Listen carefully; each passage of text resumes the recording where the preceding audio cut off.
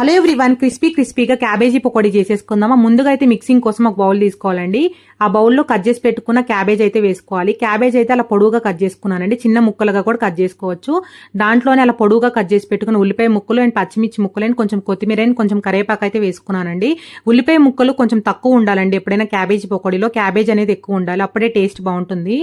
So ఇప్పుడు దాంట్లోనే మీ టేస్ట్కి తగ్గట్టు అయితే సాల్ట్ వేసుకోండి. నేను కొంచెమే చేస్తున్నాను కాబట్టి లైట్గా వేసుకున్నాను సాల్ట్ అంతే. అలా 1 టేబుల్ స్పూన్ అయితే సాల్ట్ వేసేసుకొని అండ్ దాంట్లోనే కొంచెం అయితే పసుపు అండ్ కారం కూడా వేసుకోవాలండి. పచ్చిమిర్చి ఎక్కువ తీసుకోండి, క్యాబేజీ పకోడీలో బాగుంటుంది. కారం అనేది తక్కువ తీసుకోండి. కారం అనేది జస్ట్ 1/2 టేబుల్ స్పూనే వేసుకున్నాను. అండ్ 1 స్పూన్ ఏమో ధనియాల పొడి వేసుకున్నాను అండి. ధనియాల పొడి లేకపోతే ధనియాలు అనేవి మంచిగా అయితే రోట్లో దంచుకొని వేసుకోండి, అలా కూడా బాగుంటుంది.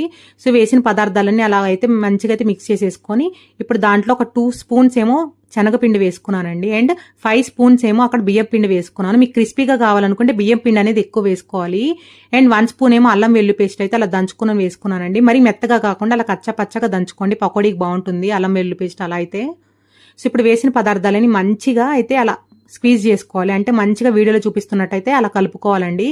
అప్పుడే మనకి ఉల్లిపాయల్లో ఉన్న క్యాబేజ్లో ఉన్న వాటర్ అయితే పైకి వస్తుంది. అప్పుడు వాటర్ ఎంత పడుతుందో అర్థమవుతుందండి. సో మంచిగా అయితే గట్టిగా ప్రెస్ చేస్తూ మిక్స్ చేసుకోవాలి అక్కడ.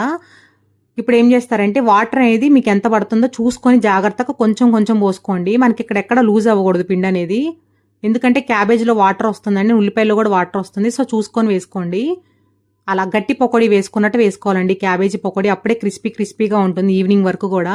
నెక్స్ట్ డే కూడా బాగుంటుందండి ఇలా చేసుకుంటే క్యాబేజీ పకోడీ అనేది, ఎక్కడ స్మెల్ రాదు. ఇప్పుడు మనం వేసే ముందు అయితే జస్ట్ ఒక 1/2 టేబుల్ స్పూన్ ఏమో జీలకర్ర వేసుకొని అలా కలిపేసుకున్నానండి. మీకు నచ్చినట్టయితే ముందు కూడా వేసుకోవచ్చు, బట్ నాకు అలా అలవాటు అందుకే అలా వేసుకున్నాను. ఇప్పుడు జీలకర్ర కూడా వేసేసుకొని అలా అయితే కలిపేసుకున్నాను కదా.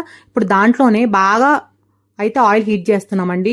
బాండి పెట్టేసుకొని బాగా హీట్ అయిన ఆయిల్ అయితే 1 స్పూన్ అయితే ఆయిల్ కూడా వేసేసుకోవాలి. వేసేసుకొని అలా కలుపుకోవడం వల్ల పకోడీ అనేది చాలా క్రిస్పీగా గుల్లగా వస్తాయండి, తెలుసు కదా, గుల్లగా అయితే వస్తాయి. సో ఇప్పుడు మంచిగా ఆయిల్ హీట్ అయిందండి. ఆయిల్ హీట్ అయిన తర్వాత ఫ్లేమ్ అనేది సిమ్లో పెట్టేసుకోండి వేసేటప్పుడు, ఎందుకంటే మళ్ళీ హీట్ వస్తుంది హ్యాండ్కి.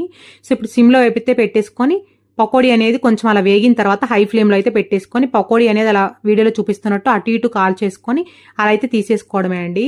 అంతే అండి, టేస్టీ క్యాబేజీ పకోడీ అయితే రెడీ అయిపోయింది. ఇలా వేసుకుంటే క్యాబేజీ పకోడీ అనేది చాలా టేస్టీగా ఉంటుందండి. విడిగా తింటే బాగుంటుంది అండ్ రసం సాంబార్ పప్పులోకి సైడ్ డిష్గా కూడా చాలా బాగుంటుంది. రసంలోకి అయితే అసలు ఇంకా బాగుంటుందండి. ఒక్కసారి అయితే నేను చెప్పినట్టు ఈ క్యాబేజీ పకోడీ అయితే ట్రై చేసి మీకు ఎలా కుదిరిందో అయితే నాకు ఫీడ్బ్యాక్ ఇవ్వండి. మీరు కనుక మన ఛానల్ అనేది కొత్తగా చూస్తున్నట్టయితే సబ్స్క్రైబ్ చేసుకోవడం మాత్రం మర్చిపోకండి అండ్ లైక్ చేయడం మాత్రం కూడా మర్చిపోకండి. మీరు లైక్ చేయడం వల్ల మన వీడియోస్ అనేది ఎక్కువ మంది చూడటానికి ఛాన్స్ ఉంటుంది. అంతే అండి, take care, bye see you next video.